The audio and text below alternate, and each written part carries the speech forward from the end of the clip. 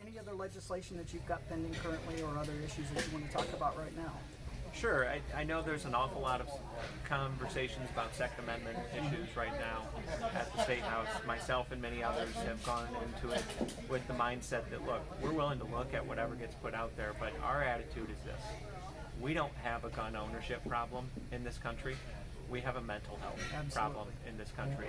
And if you look at what has happened with gun ownership over the last several decades, the truth of the matter is that gun ownership has gone up drastically, especially during the Obama presidency. Gun ownership went up drastically.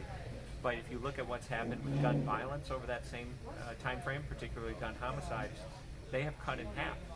And so there's not even a correlation there between gun ownership and gun violence.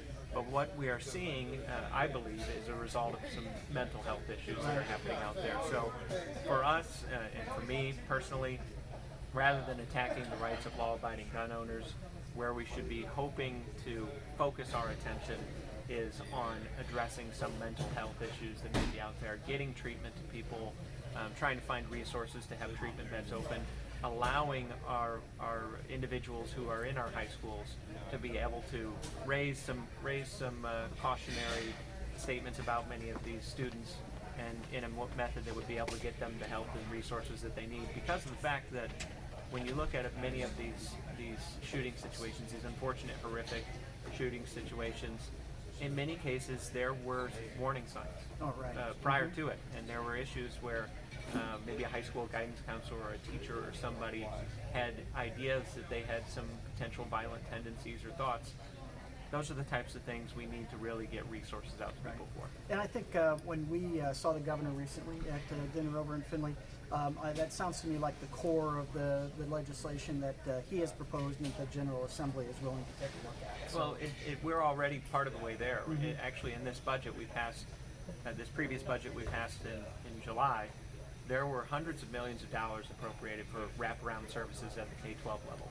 Services that will begin to address and help to address mental health services and really provide the resources needed for many of these individuals who are in our schools to help address some of these problems. Okay, honor for us to work with you and to help represent you to the voters of Putnam County. It's rare that you find an elected official who fits his district as well as you fit yours. Thank you. There's no doubt about it. Speaking of that district, 11 counties, it's a big district. If you're going to run for office in a big district in the state of Ohio, you need money. And I want to encourage our viewers to consider joining us. We're hosting a fundraiser for Senator McColley on November the 18th at the Red Pig Inn, 5:30, if I remember right. 5:30 to 7. Yeah. To 7. We would certainly encourage you to join us there. We'll have information available on our Facebook page. I think Senator will have it on his page as well. We can help you with making arrangements for tickets and for joining us there. Lynn Watchman will be there. I'm glad to be there as part of the host committee and to meet and greet you there at the door. But I would encourage you to consider donating to the Senator's campaign and helping him as he continues to represent us in Columbus. He's doing a fantastic job for Putnam County. Senator, thank you. It's always great to see you. Appreciate it. All right, thanks. We'll see you next time.